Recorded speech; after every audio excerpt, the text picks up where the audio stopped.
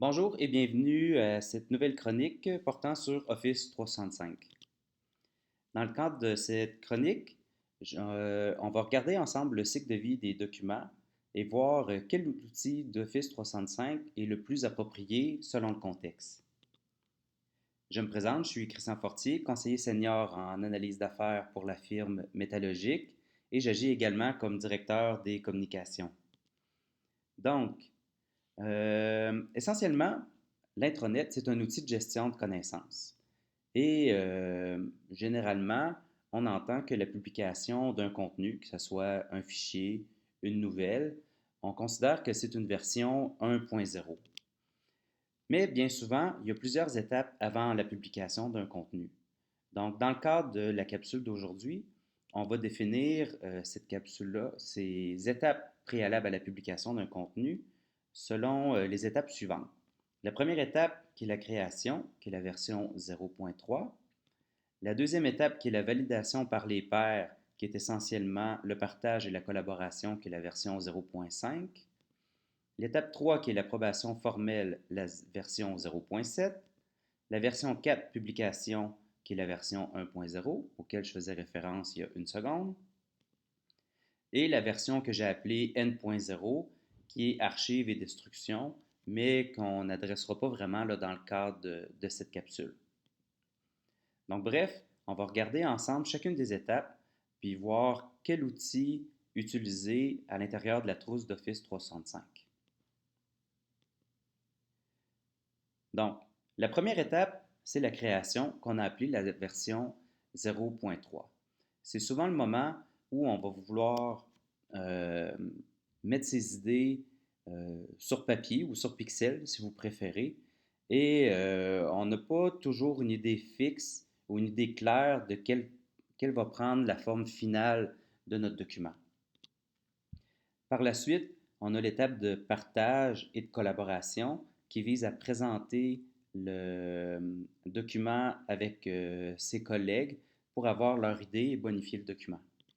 Quand on a une version à peu près finale, on la fait approuver par le supérieur, par la linguistique, parfois par les communications, avant de procéder à l'étape finale qui est la version 1.0. Donc bref, comment Office 365 peut nous aider pour chacune de ces étapes. L'étape de création ou l'étape d'idéation, qui est la version 0.3, c'est essentiellement une étape de collecte d'informations, de prise de notes et qui va mener ultimement à la version initiale du document. Donc, si je reprends le schéma de tout à l'heure, on a la création de notre document. Donc, bien souvent, les gens sont habitués spontanément d'utiliser la suite Office, que ce soit Word, Excel ou PowerPoint. Mais il y a un grand négligé que je vous invite à découvrir, qui est OneNote, qui est un outil parfait pour la collecte d'informations et la prise de notes. On pourra y revenir dans le cadre d'une autre capsule. D'une manière comme dans l'autre, l'important, c'est d'utiliser OneDrive pour le dépôt de ces différents documents durant la phase de création. La phase suivante, on va vouloir prendre ce document-là et avoir soit l'opinion de ses collègues de travail ou on va vouloir les faire intervenir dans le processus créatif. Donc, la validation par les pairs, je l'ai divisée en deux volets. Il y a le volet partage où le document est rendu disponible euh, aux collègues.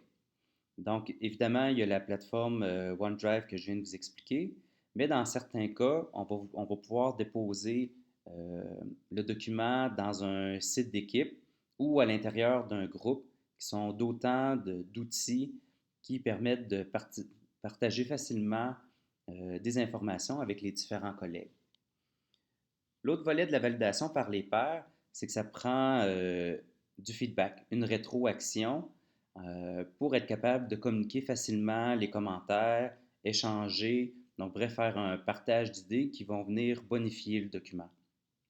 À l'intérieur d'Office, on retrouve différents outils. Donc vous avez Yammer qui permet une communication instantanée par chat ou par, par téléphone, par mode vocal.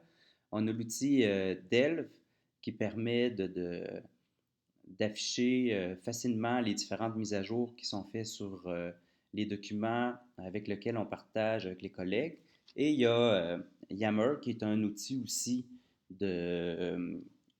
en fait, un outil de partage d'informations, mais à ce moment-là, le plus sur une forme de chat ou de forum. Donc, une fois qu'on a une version qui est à peu près finale, on va à l'étape suivante qui est l'approbation formelle. Donc, à ce moment-là, on parle d'une rétroaction structurée et bien souvent accompagnée par un processus d'approbation. Donc, on a toujours notre créateur de document qui va vouloir le présenter soit à la linguistique ou à son supérieur. Donc, bien souvent, le document, à ce moment-là, va être déposé dans un site d'équipe et via un flux de travail ou des outils tiers comme Nintex vont être capables de structurer le processus de rétroaction et de s'assurer d'avoir une approbation formelle. La dernière étape, qui est la version 1.0, donc l'idée c'est de prendre son document et de le rendre disponible en lecture. Donc, à partir de là, la connaissance appartient à l'organisation et non plus à l'employé.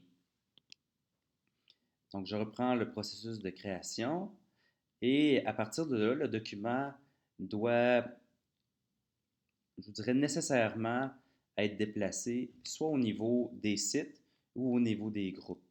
C'est pas normal, rendu à cette étape-là, que le document se retrouve encore dans le OneDrive parce que la propriété du document doit appartenir à l'organisation et non plus à l'employé.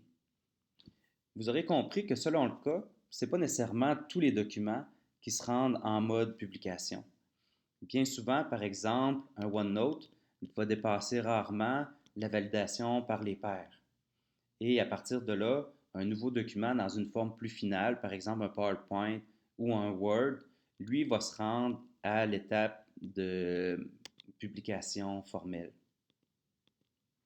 Donc j'espère que cette chronique vous en a appris un peu davantage et je vais vous inviter à consulter les chroniques pour chacun des outils qui ont été présentés rapidement lors de cette capsule. Alors merci beaucoup de votre attention et à une prochaine.